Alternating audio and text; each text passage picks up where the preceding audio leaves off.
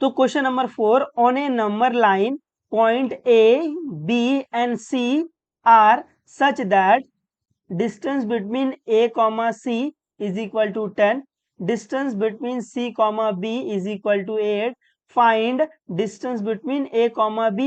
तो आपको क्या फाइंड करना है? आपको फाइंड करना है distance between a comma b।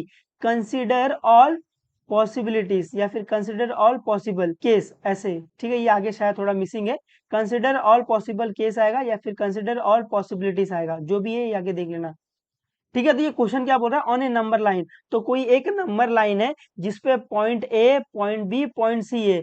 तो ये पढ़ के कि आपको पता चला कि point A, point B, point C क्या है? कोलिनियर है ना, क्योंकि point A, point B, point C कहाँ है? एक लाइन में। तो अगर point A, point B, point C एक लाइन में, तो वो कोलिनियर रहेंगे। तो इतना पढ़ के आपको ये पता चलना चाहिए कि point A, point B, point C collinear है, ठीक है। तो गिवन में ऑन ए नंबर लाइन दिया है point A, point B, point C. तो कोई एक नंबर लाइन है, मैं बना के दिखा देता हूँ आपको। तो ये कोई एक नंबर लाइन है जिसके ऊपर क्या है? जिसके ऊपर पॉइंट ए है, पॉइंट बी है, पॉइंट सी है, ठीक है, ऐसे। देयरफॉर मैं बोल सकता हूँ point A, point B, point C are collinear, क्योंकि एक लाइन पर है ये। लेकिन लेकिन लेकिन लेकिन लेकिन आप देखोगे यहाँ पर उसने बोल दिया है point A, point B, point C collinear तो है, बट आपको यहाँ ये नहीं पता है कि कौन सा पॉइंट बीच में है।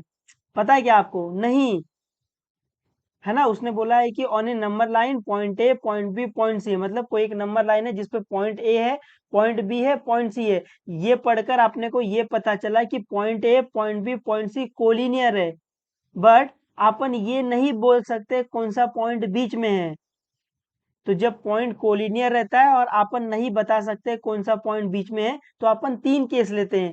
हो सकता है पॉइंट ए बीच में है ना, हो सकता है पॉइंट बी बीच में हो सकता है पॉइंट सी बीच में है।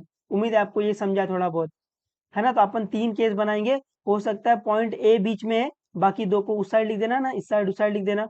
हो सकता है पॉइंट बी बीच में है, ए और सी को उस साइड लिख देना, है ना। आप इधर सी इधर ए भी लिख सकते हो, कोई दिक्कत नहीं है। अपनी प्रायोरिटी क्या है? अपनी प्रायोरिटी है बी को बीच में रखना। हो सकता है पॉइंट सी बीच में है, बी इधर आ जाएगा, ए इधर आ जाएगा, ऐसे।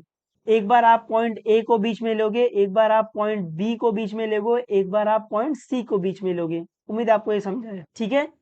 तो इस क्वेश्चन में अपने को दिया था point A, point B, point C collinear है, बट अपने को ये नहीं पता था कौन सा पॉइंट बीच में है। तो अपन ने एक बार ए को बीच में ले लिया, एक बार बी को बीच में ले लिया, एक बार सी को बीच में ले लिया है।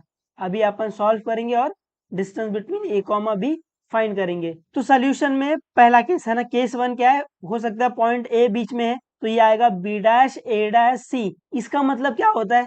ये आपको पता रहना चाहिए। B dash A dash C का मतलब होता है point B, point A, point C क्या है? कोलिनियर है, जहां पर पॉइंट ए बीच में है। नहीं समझा आपको? B dash A dash C का मतलब होता है point B, point A, point C क्या है? कोलिनियर है, और जहां पर पॉइंट ए बीच में है।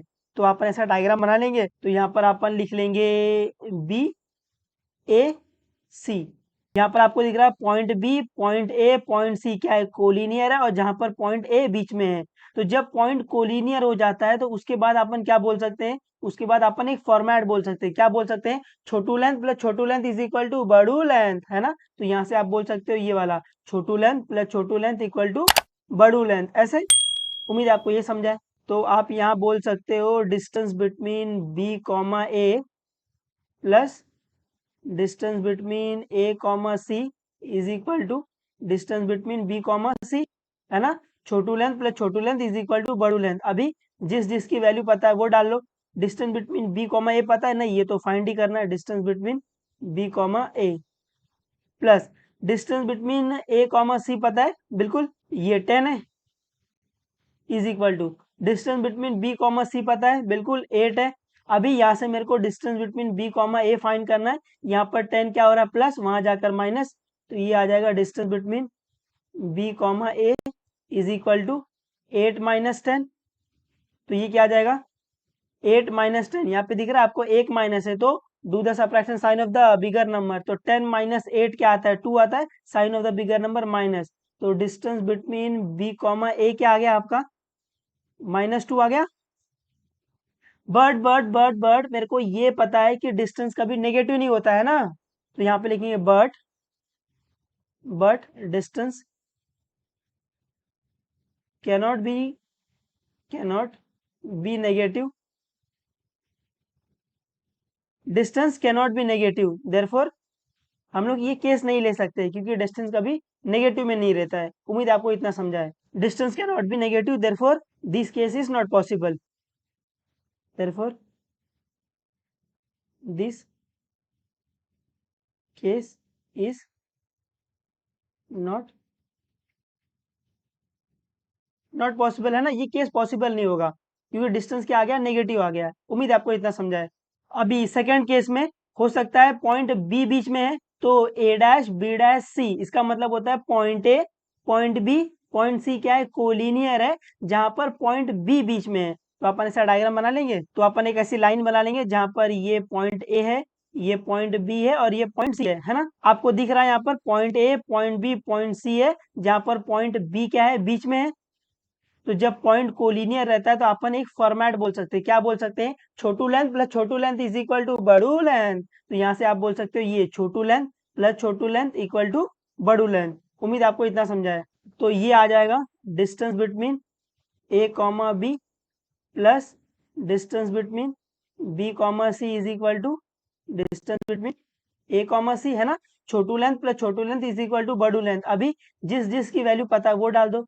Distance between A comma B पता है, नहीं, तो distance between A comma B plus distance between B comma C पता है, बिल्कुल, क्या है, 8 है, is equal to distance between A comma C पता है, बिल्कुल, क्या है, 10 है। यहां से मेरे को distance between A comma B find करना है। यहाँ पर 8 क्या हो रहा है, प्लस, वहां जाकर माइनस, तो ये आ जाएगा distance between A comma B is equal to 10 minus 8। 10 minus 8 क्या होता है, 2 होता है। तो distance between A comma B क्या आ गया, 2। उम्मीद है आपको ये समझा है। अभी थर्ड केस हो सकता है पॉइंट सी बीच में है, तो A dash C dash B, इसका मतलब होता है point A point C point B क्या है, कोलिनियर है, जहां पर पॉइंट सी क्या है, बीच में है।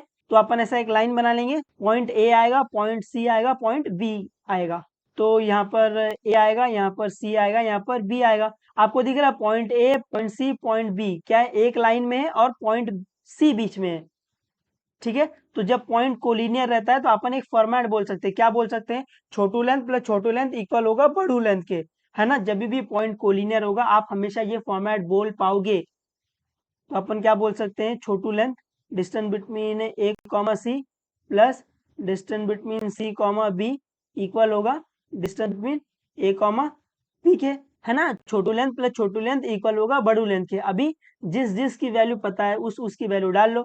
Distance between A comma C पता है, बिल्कुल, कितना है, 10 है, plus distance between C comma B पता है, बिल्कुल, कितना है, 8 है।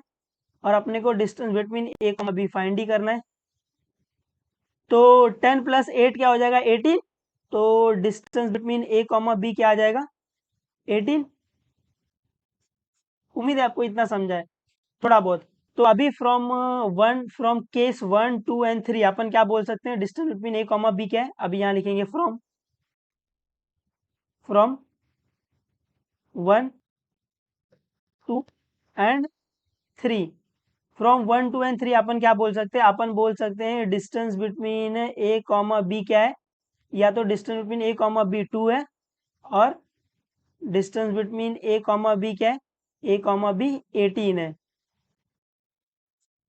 है ना। उम्मीद है आपको ये समझा, ये कतई इजी है। आपको जब पॉइंट कोलिनियर दिया रहेगा और आपको ये पता नहीं कौन सा पॉइंट बीच में है, तो अपन 3 केस बनाएंगे, ठीक है। फिर अपन छोटू लेंथ प्लस छोटू लेंथ इक्वल टू बड़ू लेंथ लगाएंगे और आंसर आ जाएगा। ये कतई इजी चैप्टर है भाई। उम्मीद है मैं आपको थोड़ा बहुत समझा पा रहा हूँ।